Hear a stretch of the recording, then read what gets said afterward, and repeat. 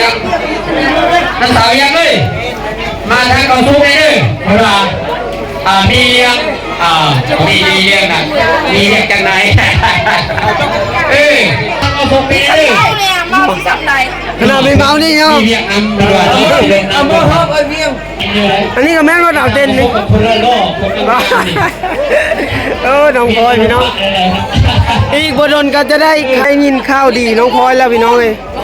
การรอติดตามน้ำกันแม่น้องพลอยแม่บอกว่าแม่แล้วนะแม่มีนักการว่าอีกบนนั้นคือจะได้เห็นข้าวดีแม่บอกมันน้ำมูแล้วมาสละโซ่อาจารย์คนอ่านง่าย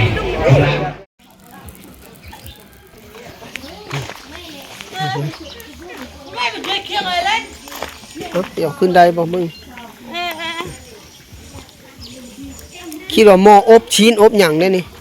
เมื่อเราหม้อหูเข้าเอาหม้อหูเข้าพี่น้องเป็นใช้หม้อเล็กเลยนะพากันเอาขึ้นแล้ววันนี้เอาไปช่วยวิธีเอาไปช่วยพี่น้องเลยนี่จะเป็นหม้อหูเข้าเนาะเดี๋ยวมาเบิ้งทั้ง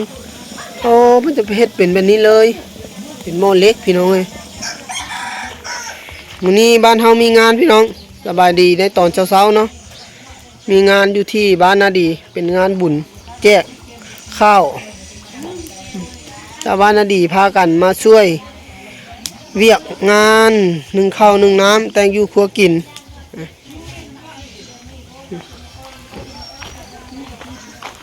ก็สบายดีในตอนเช้าๆพี่น้องมื้อนี้หน้ายังบ่ได้ช่วยเลยตื่นมาก็มาช่วยเวียกเพิ่นพี่น้องเลยมื้อนี้เป็นงานบุญพี่น้องอยู่ที่บ้านนาดีงานบุญแจกเงินพ่อเฒ่าแม่เฒ่าเคยนาดีเนาะมื้อนี้เคยนาดีก็ได้ลาพักงานบ่ได้ไปเพื่อที่จะช่วยเวียกเพิ่นก่อนเดี๋ยว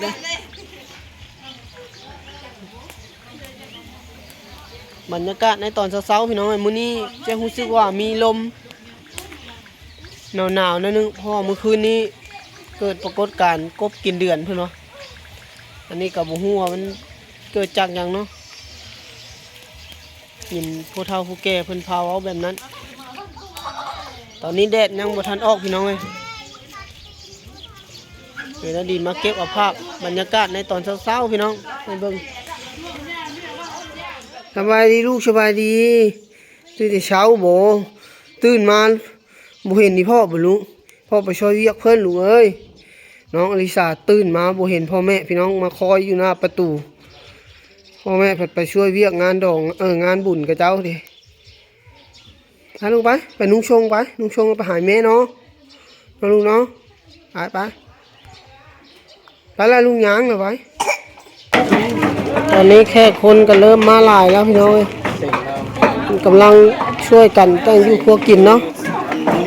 ตำเจ้วตำยังหลายๆอย่างช่วยกัน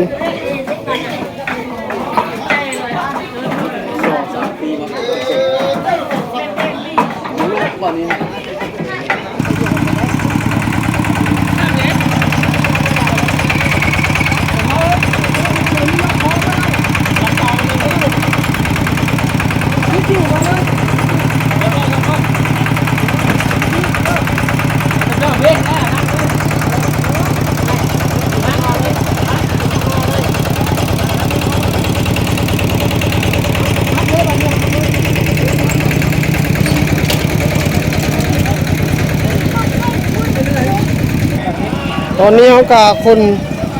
ตูมาแล้วพี่น้องเตรียมที่จะติดตั้งเนาะ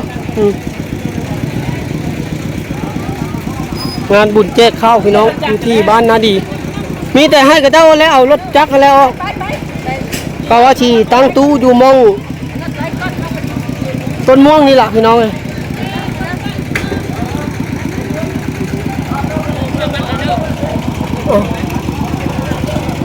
พาบัดหมดโต๊ะประมาณนั้น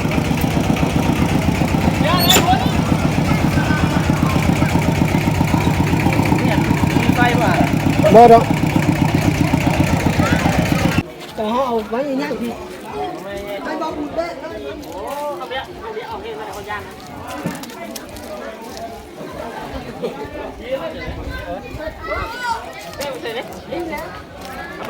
ปกว่า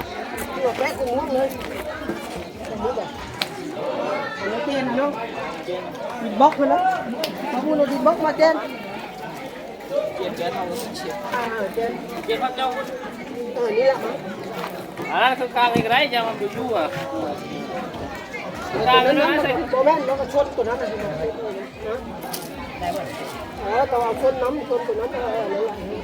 ยี่ยมเนี่ยไอ้มุกเนี่ย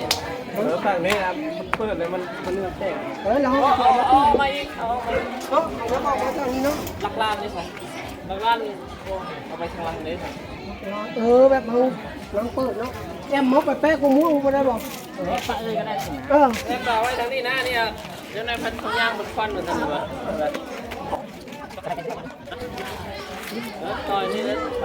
ขึ้นเทศหลังร้านยังดีป่ะนี่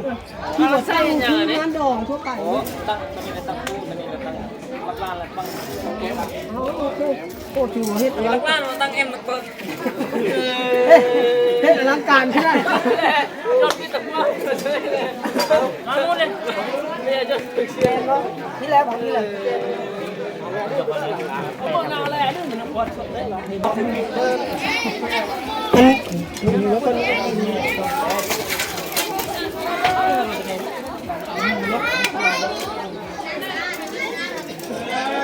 รักตามาให้พูดถึงคนมุ่งขึ้นหน้าเลยเนาะหน้าเนี่ยเลยประมาณว่าไม้ตัวนี้เราคือลุ่มเราตั้งตู้ใหญ่เนาะ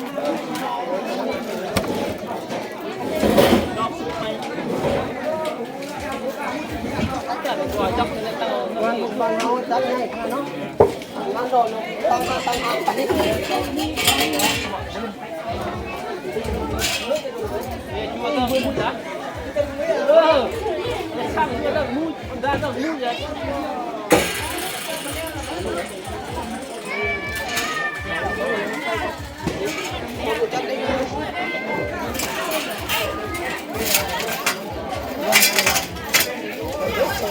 มาคิวนะเอาเด้อแป๊บเด้อนี่ก็นั่นแล้วเอาดังไฟกระโดดตัวแกโอ้หลายโลเติบได้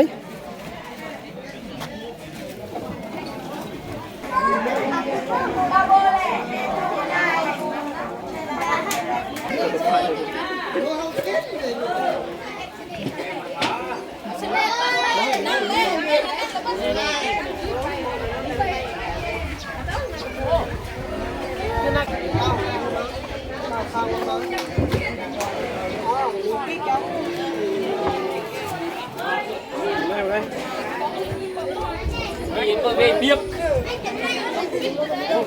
โอ้รับผมมานะเอาหน้าจอดที่หน้านะ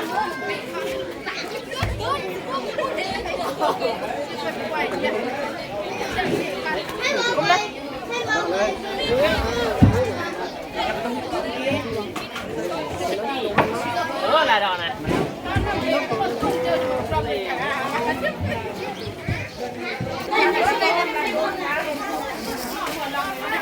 กำลังเสิร์ฟอาหารตอนสายพี่น้องเข้าใส่ถุง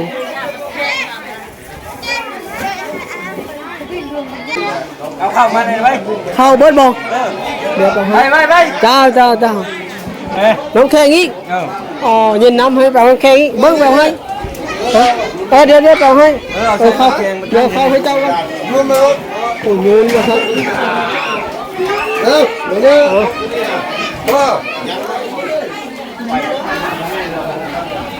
ตอนนี้เราก็ติดตั้งแล้วไปที่เรียบร้อยพี่น้องต่อไฟแล้วเรียบร้อยแล้ว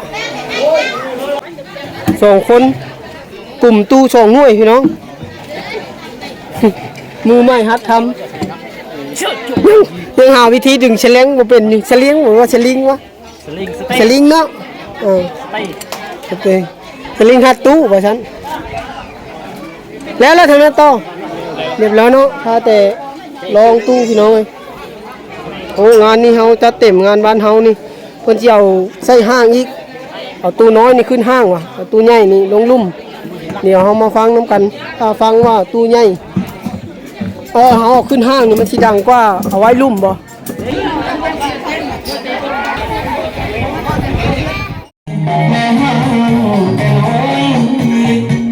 ตอนนี้เริ่มมีรถมาขายเครื่องแล้วพี่น้องเอ้ยรถขายซาลี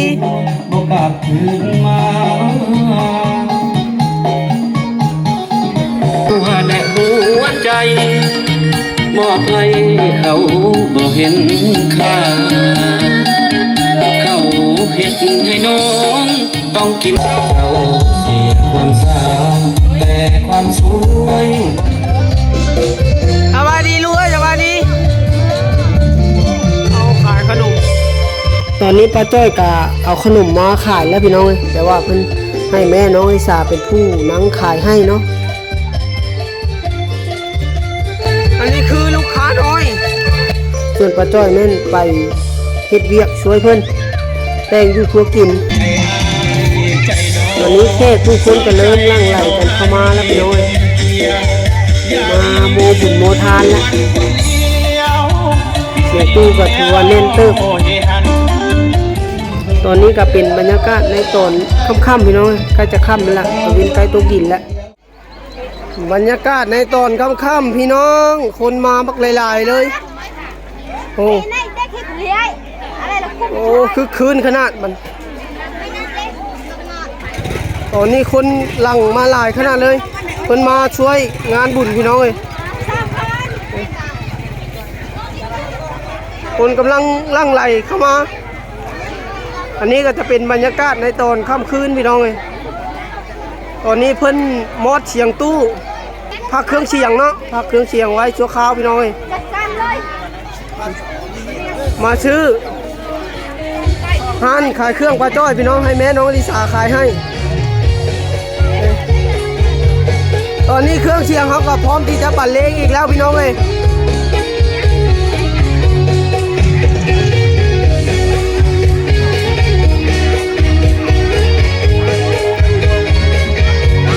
ปลาจ้อยพี่น้อง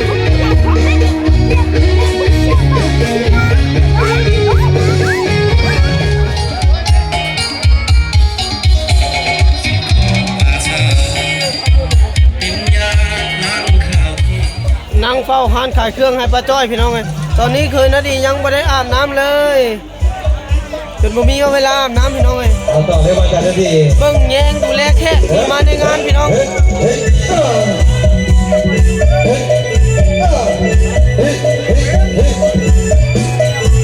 พี่บอลจะได้กระโดดต่อไป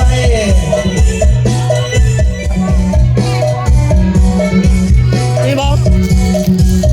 จังวะถามกระเจ้ากระโดดพอผมแม่ผู้ขาย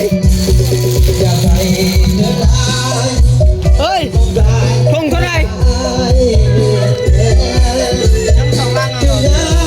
แม่ดิ5,000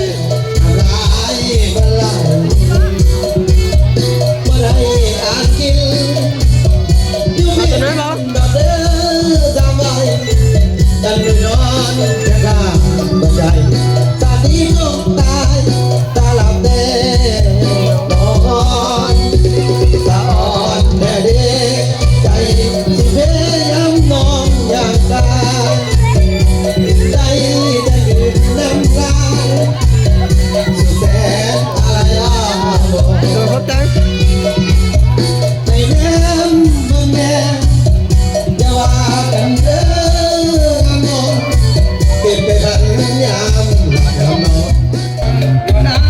พร้อมนี่แม่นจัดเป็นเกียรติให้แก่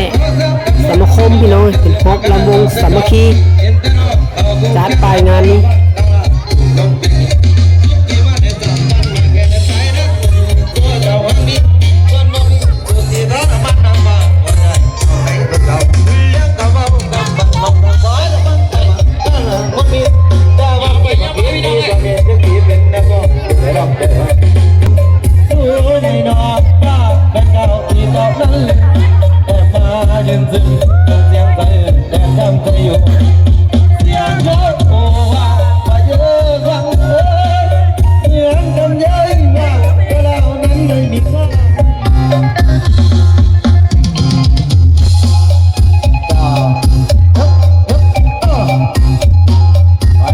ำได้หรอกเนี่ย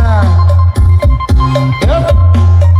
เอาเรา ลำวงสามัคคีพี่น้องลำวงสามัคคี ยินดีทั้งผู้ที่สมหวังและก็เสียใจทั้งคนที่ผิดหวังก็ไม่หรอกนะโลกดูเท้ากับพ่อสามีเฮ้ยเฮ้ยเอ้า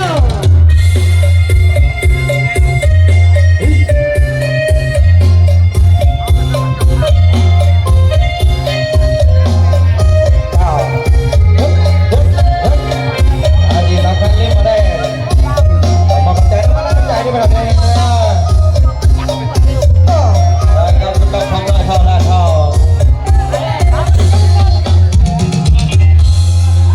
เอาสองหอบสอนเด้ออย่าเผาลงเด้อกระทรวงประกาศแน่น้องสาวยังเลย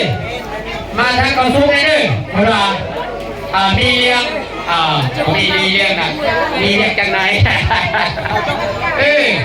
โอ้บ่าวโคชกพี่น้องเอ้ยรอ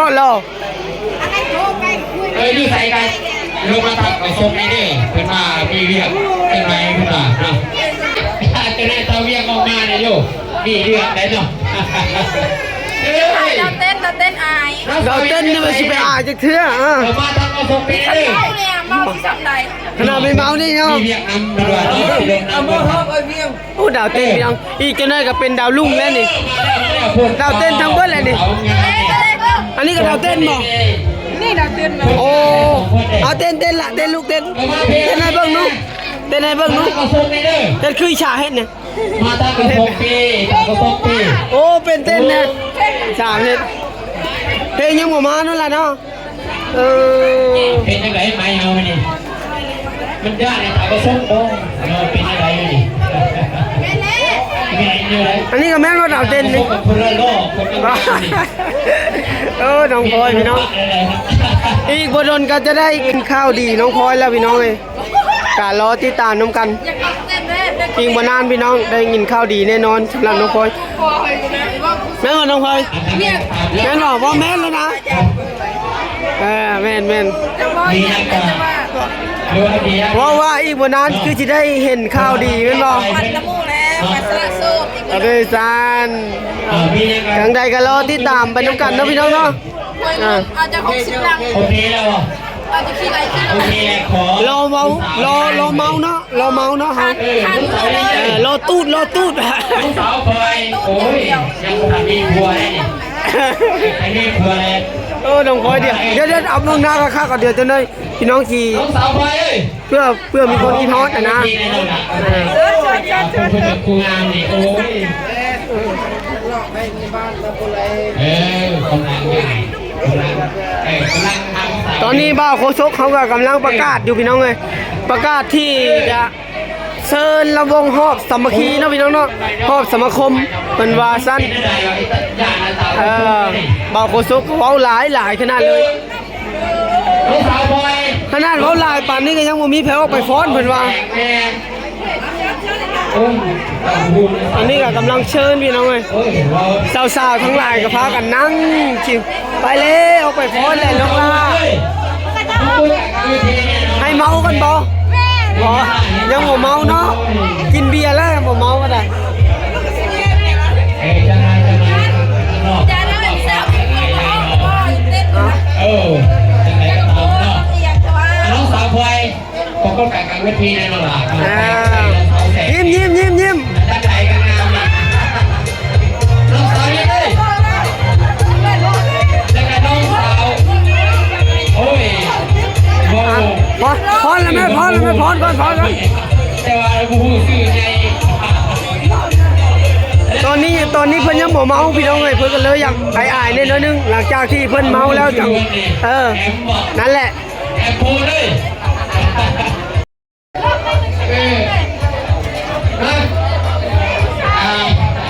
เอาเส้นๆหลักของแทงเลยแล้วเป็นหนักคือสาลายไอ้ตาก็ทุกข์เลยไม่เว้าเลย บ่แม่นออกไปพุ่นแล้วก็บ่ท้ายแหละครับนี่ เอาเส้นๆเด้อ คันบ่ออกไปจากเทื่อแห้งสิท้ายอยู่นี่แหละออกไปแล้วก็แล้วแหละไปขอเชิญ ตากระทบบ้องเป็นอะไร ต้นอยู่แล้ว ตากระทบกับคนละล่อเลย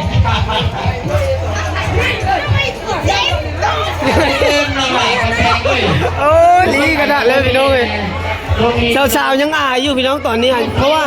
เบียร์ยังบ่ทันตกท้องเพิ่นเนาะมันก็เลยอายเนาะเดี๋ยวไปบอกเขาชกก่อนห้องเพิ่นให้บ่ห้องเพิ่นบ่เพราะชาวเชง เอ้ยสองแสง นั่นแหละ สองแสงเลยบอลนี่สองแสงเลย ตอนนี้กำลังบ่าวเขาชกกำลังเชิญสาวๆออกไปพ้อนละมงสามัคคีพี่น้องเอ้ย พอไปพอโยกเอ๊ะ สาวๆนี่จะรู้สึกว่าจะเชิญยากแน่น้อยนึงเนาะเพื่อว่าเพิ่นยังลีลาอยู่เพราะว่าเบียร์ยังบ่ทันได้กินจักจอกพี่น้องเอ้ยเพิ่นก็เลยแบบว่ายังอายๆน้อยนึงนี่ตอนนี้ก็ไปแล้ว โก้อะไรต่อกระซุกออกเกินได้เนี่ย